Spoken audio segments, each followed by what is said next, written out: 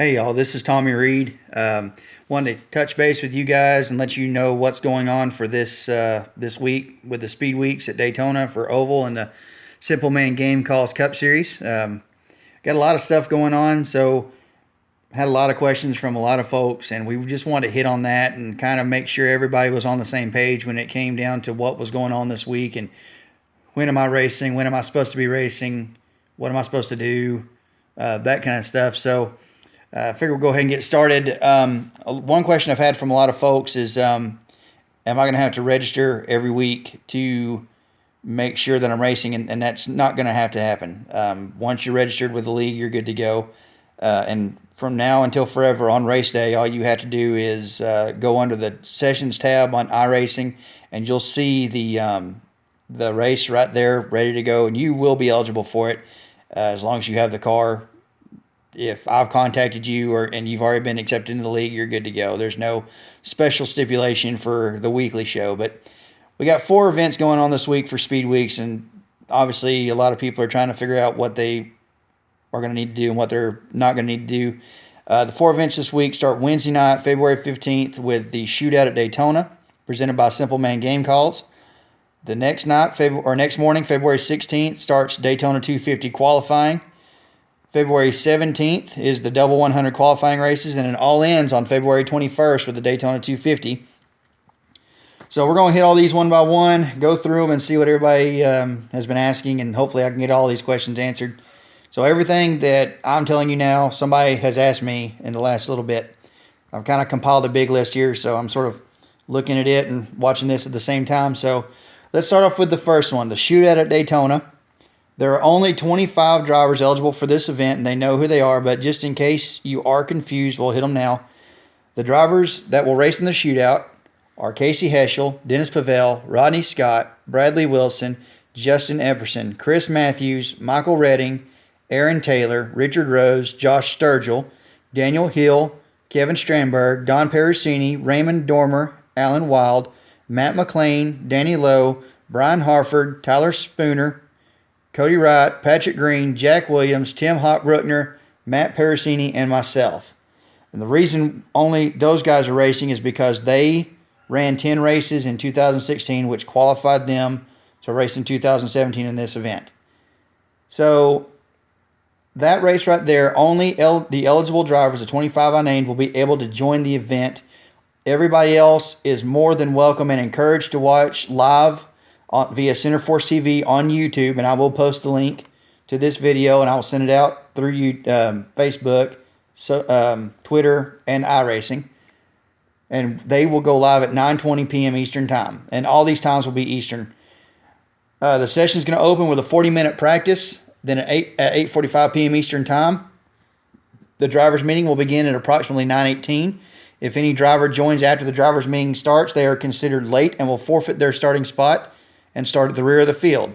The race will grid at 9:25 sharp. It's 60 laps long and has 2 segments. Segment number 1 is 20 laps and will have a competition caution on lap 20. During the competition caution, everyone must pit for tires. You either pick 2 or 4. It's a driver's choice. Segment number 2 is 40 laps and will go on till the checkered flag. Caution laps will count. The race winner will receive 2 chase points that can be used if they make it into the chase at the end of the season. During the race, the leader will be able to choose the lane of their choice on restarts, and that's for any leader at any time. We just need to know early so that way there's no incidents with other cars, nobody else gets damaged or anything like that. So now, once that ends, we'll go on to Thursday. That's Daytona 250 qualifying. Now, this will start at 6 a.m. on Thursday and will end at 7 a.m. on Friday. It's 25 hours long, 25 hours to run 2 laps. That's all you got to do, 2 laps. Find some time throughout the day. 25 hours.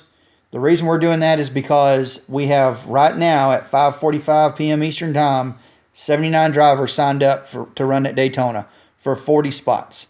39 guys are going to go home, and I wanted to make it fair so everybody would have a chance to at least qualify to make it in. The session will set the starting lineup for the double 100 qualifying races. It's just like what NASCAR does with the Cup Series. So the pole sitter and the second fastest qualifier will be locked in. Their positions will be locked. Once the session ends at 7 a.m. on Friday, the qualifying race lineup will be finalized and the starting grid for the qualifying races will be released. The pole sitter will receive 1 race bonus point for winning the pole, just like he would in any other event. The double 100 qualifying races will be on Friday night, but we'll hit on those in just a minute. If a driver does not participate in the qualifying session during that 25 hours, they will be placed in a random qualifying race. So be sure to watch for the lineup release via iRacing, Facebook, and Twitter. And that will be released Friday morning. The double 100 qualifying races, we're going to hit on those separate, but here's a basic overview of what they're going to be. They are 2 separate 40-lap races that will occur back-to-back Friday night, February 17th. Race number 1 will be for all odd qualifying positions. So the pole sitter, the 3rd fastest, 5th, 7th, 9th, 11th, and so on, those fastest drivers will start race number 1. Race number 2 will be for all even qualifying positions. So 2nd, 4th, 6th, 8th, 10th, 12th, and so on. There will be no Rookie of the Year points in effect for these races. Only the participants will be allowed in each session. That's the only people who are going to be let in. Everybody else will have to go to Centerforce TV and YouTube to watch the session, and we will have the links to those so everybody can see it. Now, here's the thing. Race number 2 will begin roughly 10 minutes following race number 1. So anybody in race number 2 needs to be ready to go because we are on a bit of a timeline for Friday night. Centerforce TV has some other races coming up that night, so we got to hurry up and try to get it done. I want everybody to be able to watch their driver's race without there being any kind of problems. Race number 2, like I said, will begin 10 minutes following race number 1. Once race number 2 ends, the results will be reviewed and the starting lineup for Daytona will be released, including who's going to go home. The first qualifying race is 40 laps long and will begin at 7:30 p.m. Eastern Time. 7:30. No later. There will be a 30-minute practice session starting at 7:30. The drivers' meeting begins at 8 o'clock Eastern Time. The race will grid between 8:05 and 8:10. If you miss the drivers' meeting and you miss when it starts, you will start at the end of the field. If you miss the grid, I don't know what to tell you. You won't race in the qualifying race, and you will not go to race number 2.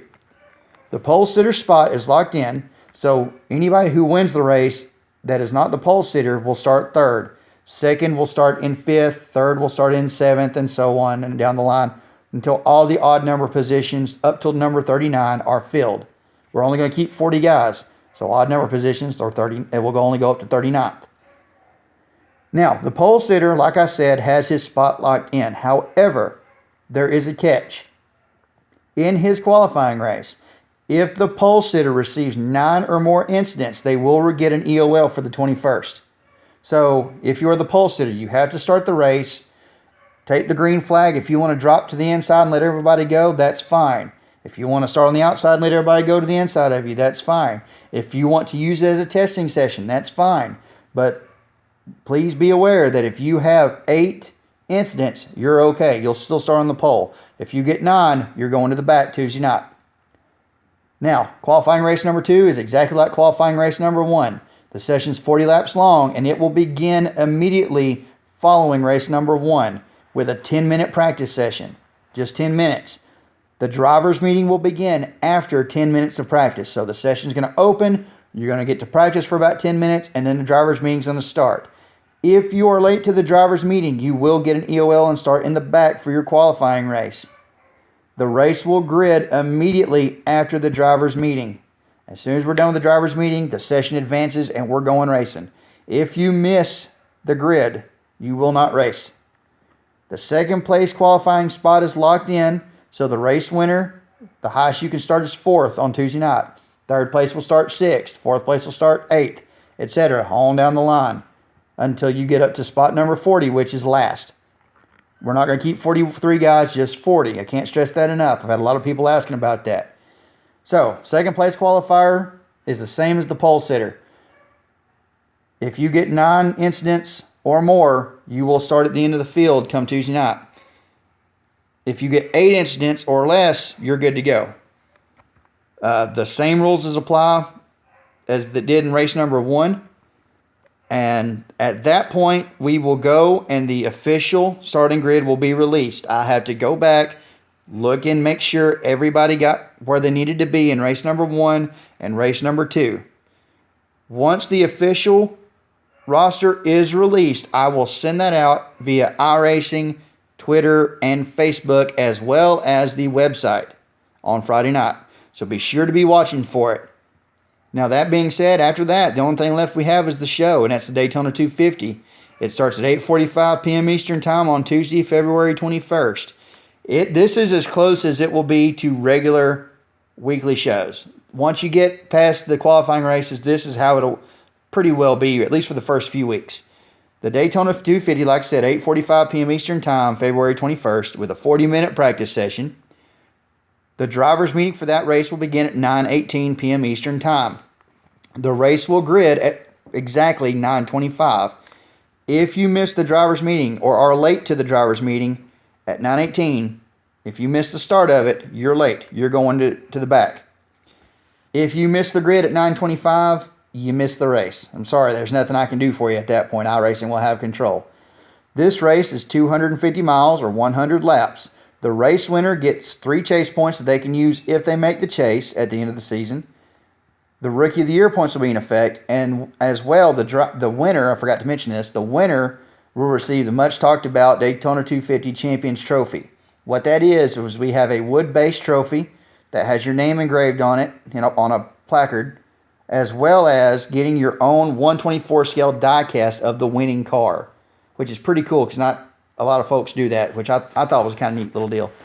But either way, that's what happens if you win it. And not only that, you get practically locked into the chase, provided you can meet the minimum race rule, which stands at 12, just like it did last year. So in order to make the chase, you have to race 12 races. So that way, if folks have something going on, hey, I've got work or I can't make it or whatever, it's not a big deal. Like I said, the Rookie of the Year points will be in effect for the first time during that race. So all the rookies who've been asking, that's when you will start collecting your points for Rookie of the Year. The race will be broadcasted live by Center Force TV on YouTube, and the link will be made available once we get it set up. But they will go live at 9:20 p.m. Eastern Time, the same time as they will during the shootout. Other than that, that's all we have. Now, I want to touch on qualifying for just a little bit. Qualifying, because we have so many people, and I am expecting some drop-off, it happens. It's not a big deal. Right now, we have over 40. We're only going to keep 40 per race. The next race we have is Atlanta. The next race we have after that is Las Vegas. Then the next race after that is Phoenix. Atlanta and Las Vegas will have one of the 25-hour qualifying sessions. If we still are having more than 40 people qualify, I will continue that into Phoenix. If not, we will just go off of when do you get here. I will take a look at that. If I need to change that at a later time, I will, but I will obviously let you guys know what's going on when it happens. Let's say we have less than 40 guys qualify. We have, let's say, 32. To fill up the last 7 spots, we will go off of points in 2016, and we will go from highest to lowest. So let's say, for example, Brian Harford, who was our champion last year, did not qualify. He didn't make it to qualifying. He had something going on. He has the opportunity to start 33rd if he shows up. Then Patrick Green, who finished second last year, would start 34th, and so on and so forth down the line. We will do that using 2016's points up until Phoenix. Once Phoenix starts, we will go to 2017. That gives 3 races for everybody to kind of get their feet in there, start trying to see if you can get some points or whatever. That is if we have to continue doing qualifying. I'm just throwing that out there to you guys because we haven't really hit on it, and we've had a lot of people sign up. So if you have any questions, feel free to message me or send me an email, gmail.com, or ovalmanagement1@gmail.com. Facebook, if you're on Facebook, through the website. I do not care. iRacing, I will try to get back to you as soon as I possibly can. But got a lot of fun stuff coming up. It's about to get real busy and real exciting. The shootout's upon us. We are less than 48 hours away, so it's time to get ready to go racing finally in 2017. we're all real excited. Everybody who's been working with us, we've had a lot of help this season. Everybody's been working with us this off season. We got a good deal going on with Simple Man Game Calls coming on board. We got a host of other different sponsors, just to name a few: RockAuto.com, the Alabama Mentor Group, the Buzz Radio, Z Talk Radio, Sergil's E-Store, Living Aquarium has come on board, the Warrior Humanity Project's come on board, Trouble Crew Productions, and there's a whole bunch more that we're going to hit on. We're going to expect more podcasts from us, and we're going to be able to have a chance to talk with these folks, and you're going to have a chance to hear what they have to say and hear what they're bringing to the table. But guys, I'm telling you right now, I have been fired up since July of last year about this. I knew it was going to be big. I didn't expect it to be this big.